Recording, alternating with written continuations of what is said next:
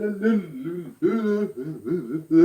back to Horrible, the show that's nobody's favorite darling. That's all good because we got a date with episode 5 of Slasher. Is it true love or will it break our hearts? Well, let's break it down! It's Valentine's Day and this young lad is off to the Botticelli's to deliver some chocolates. Venetia is clearly not a morning person. It's a knocker, not a battering ram. Heavens, sister, it isn't even 10 of the clock. Viviana clearly is, and she just goes to town, assuming Basil sent them for her. Oh, Violet Green, someone loosen my stays. But you always gotta read the note. Wilt thou be mine? Verdi. We are selling her immediately. I mean, it could have been worse.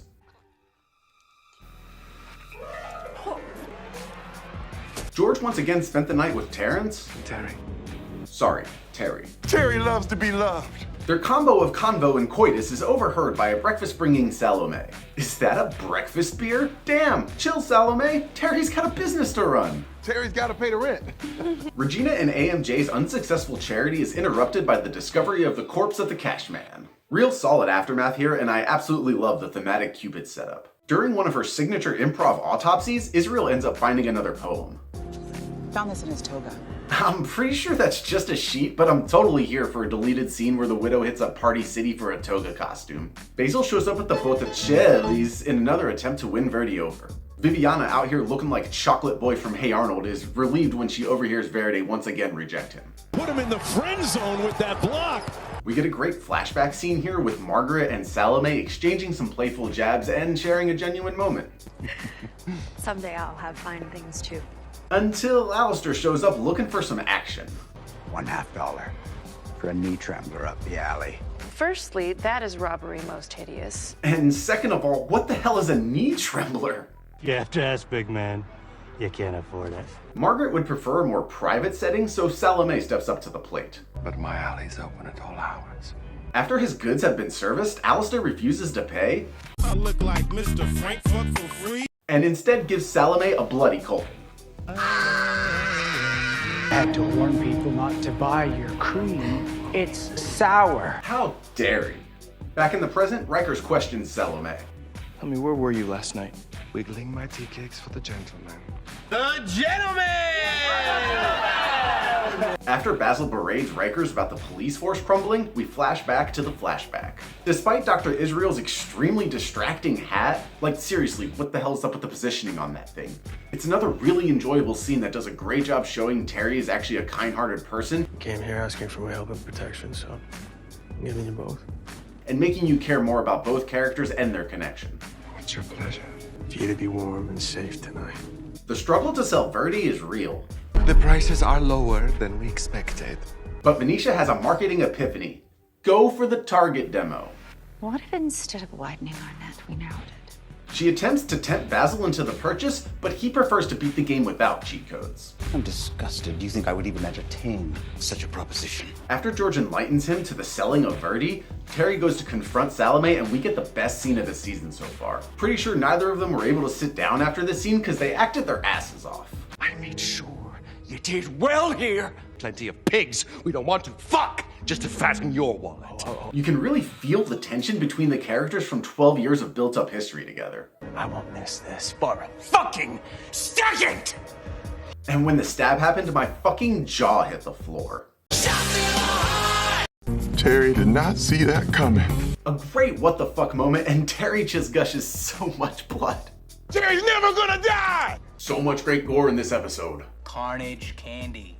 Your core audience just expects it. And Salome tries to get ahead of the game by staging it to make it look like the widow killed Terrence. But Rikers can tell things don't add up. All the patterns are falling away. As if that poorly worded note wasn't a dead giveaway. Well, you signed it in your blood. Oh, there it is, Trundle. Oh yeah, I was going by Trundle at the time, wasn't it? No. Basil shows up at the Botticelli's, and of course Viviana thinks he's there for her. How naughty of you to make me wait. What have you brought? Hopefully a Gatorade to quench that extreme thirst. It's actually a big old bag of money because Basil gave in and decided to buy Verdi. Get her ready. He gets her home and instantly wants some of that fruity booty. Fresh. Right, Mango. She's not into it given the circumstance, and he tries to convince her that he did this to save her. Your sisters are depraved. But then she convinces him to just give her time to adjust. Please, let me know you a little better first. Salome's getting high when George pops in for a somber, awkward goodbye. Do you believe in ghosts or demons? He can't seem to take the hint and forces Salome to break vocal character. Do you want company? Would you just fucking leave already? Fucking lingerer, man. Yeah, totally. Linger. Hardcore.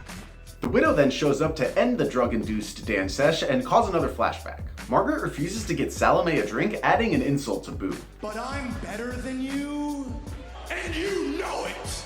And this flashback is later finished, showing Salome's participation in the inciting incident. We then get a well-executed staple of the subgenre with this enjoyably suspenseful cat-and-mouse sequence.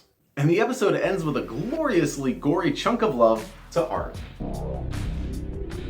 There's a Terrifier joke somewhere in there. And that was episode 5. Easily the best of the season so far. Some really well acted scenes, interesting story progression, a genuinely shocking moment, and definitely the best kill up to this point. But did we get enough to unveil the killer? It's time for the Widow Watch. Shouts out to Gerard Garcia for this intriguing theory, which is that George is masterminding the killings via hypnosis, and the way Salome got this episode totally supports that. But that's not enough to take the crown. Verde is still Queen of Sus. Cause let me tell you, if it is her, her plan is falling perfectly into place. All in one swoop, she caused a huge rift between the sisters. You two met this afternoon? What a ninny. And gained easy access to the main target. She played Basil like a fiddle, but more importantly, once again managed to be unaccounted for when the widow struck. I'll let Gladys make up the sparrow. But let me know if there's clues you picked up on that I missed, and also who sits atop your sus rankings. Y'all know the script by now. Do that YouTube stuff. If not, all good. It's not like I'll abuse my power to make you or anything. Hey! And let's hope episode 6 is just as deliciously addictive. If not, that would be